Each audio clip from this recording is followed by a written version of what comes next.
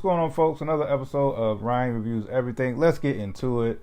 The latest episode of Snowfall dropped last night and definitely left me on the edge of my seat. And that's one thing I like about Snowfall.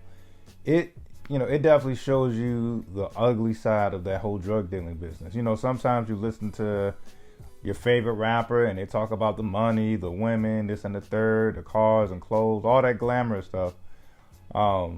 But Snowfall's showing you all that gritty ugliness behind all the money. And that's one thing that we saw clearly. I'm going to jump around, give you heads up. It's going to be some spoilers, of course. Let's get into it, man. Franklin ain't playing with Teddy anymore, all right? And this episode was a clear example of that. And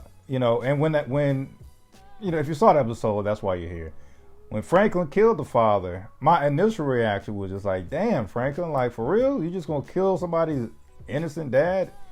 And then, like, after, 10, 15 seconds of saying that in my head, I remember, oh, well, time out. Like, because it was only 2 seasons ago that Teddy killed Alton, Franklin's father, in the first place. So I think it was an example of karma. This was an example of karma this episode. It's like, you already killed my dad. After killing my dad, that wasn't enough. You stole my $73 million. And so now it's time for some get back. I'm going to call you with your father in the background, demanding my $73 million back. And if you keep trying to play these games, this is what happens. Teddy tried to do his tough talk on the phones, like, that ain't going to work out for you well, killing the CIA agents, father, this and the third. Franklin said, hey, I'm your Huckleberry, I'm game. Cussed the father's throat, and it is what it is.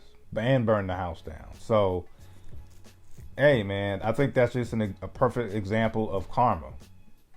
Sometimes, I understand, sometimes you're working with the alphabet boys, there's a part of you that may feel invisible.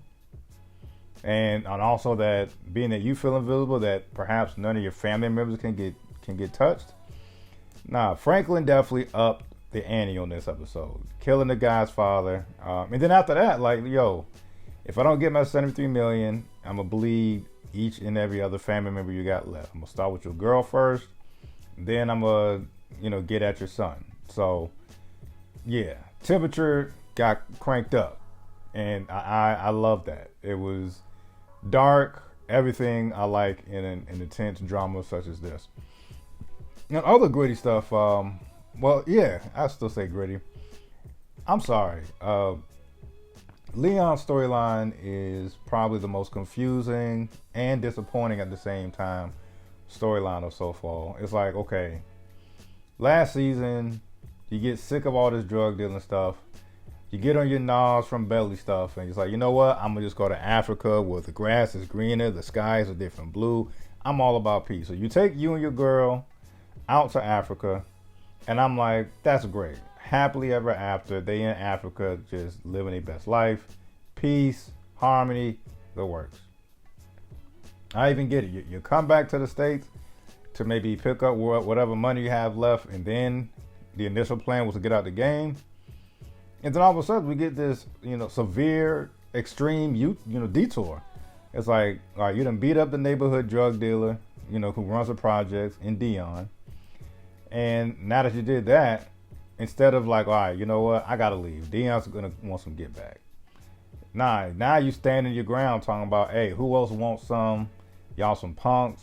I'm holding this block down. I run these projects now.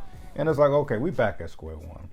And the thing is, nobody was begging you to come back. So I don't want to hear this, oh man, the game was calling me back. It's like, nah, it was like it felt like you just came back for no damn reason. And the whole saying that Wanda and Leon was saying, like, hey, we already been this far, might as well keep going, right? Nah, that's stupid. Man, you whoop Dion's ass, get your money, catch the next flight to wherever, and that be that. So that's kind of annoying and disappointing at the same time for me. And I'm sorry, I really think Veronique and her mom, they definitely have other plans if they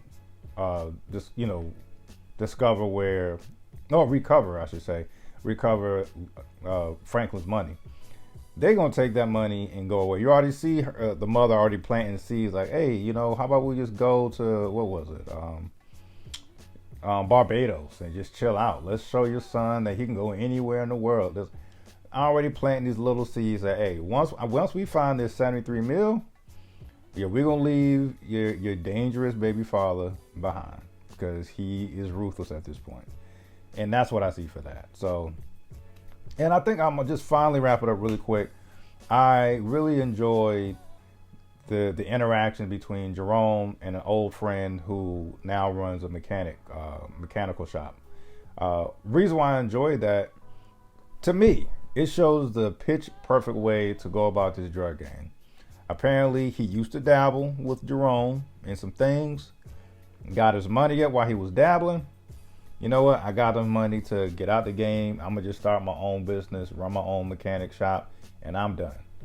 And I really enjoyed that. That's how it's supposed to be. And you know, he still know the game clearly. He's like, yo, there's some car that keeps circling around, not knowing, you know. And the guy and the mechanic takes note of that. Like, yo, that's the second time that car's been spinning the block.